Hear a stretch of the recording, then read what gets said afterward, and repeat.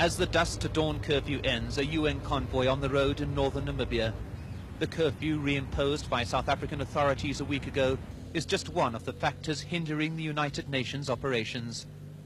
Along the border with Angola, South African territorial forces are dug in next to the UN bases, where SWAPO guerrillas are supposed to gather and put down their arms. Despite another 5 confirmed deaths, a tenuous peace still holds. But Pretoria has made clear its troops will remain deployed until the guerrillas come in from the bush. SWAPO fighters appear equally adamant they will not break cover while the enemy maintains such a high-profile presence. It's a stalemate that the politicians, desperate to keep the independence process on track, are unable to break.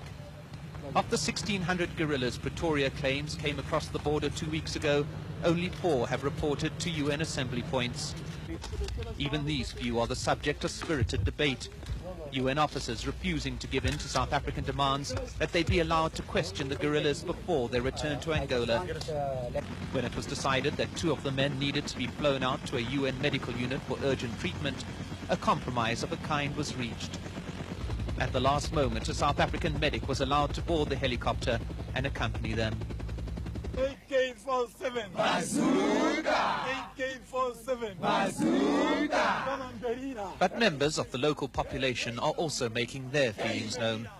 At the remote assembly point of Okenkolo, UN troops looked on in amazement as villagers held a well-organized demonstration. And we have come to welcome you, knowing that you are here to help us, I can say.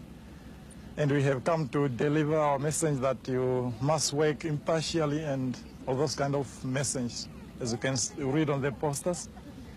And to safety the guarantee of the SWAPO combatants, and to disband Battalion 101 right now, as well as to confine the South African Defence Force in their bases.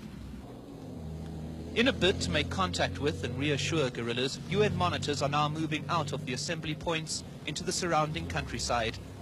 But everywhere there's evidence of what a UN spokesman this morning described as a menacing South African presence.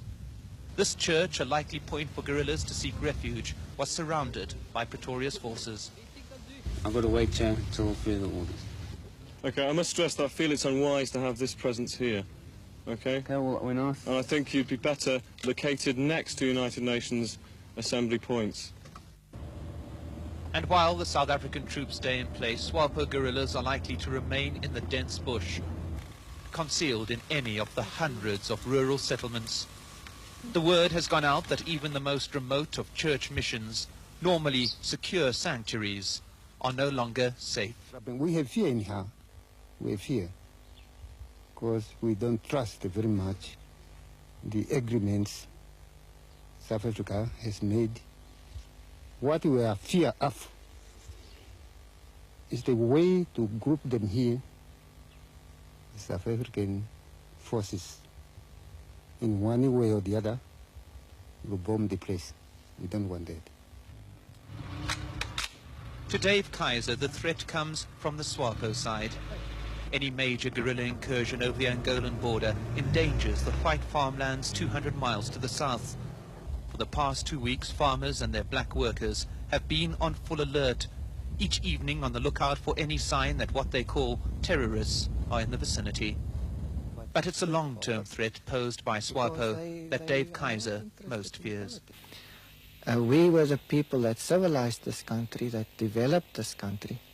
And for my part, I wouldn't like to see that all my work that I did in this country would just go backwards.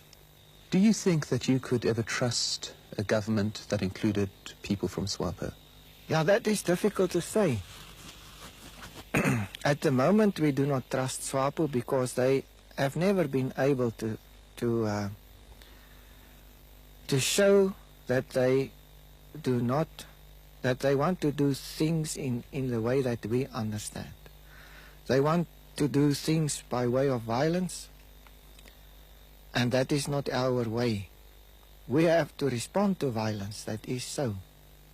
But I don't think at this moment, and with the way that they do things now, that they will be able to to satisfy people in this country with an orderly government.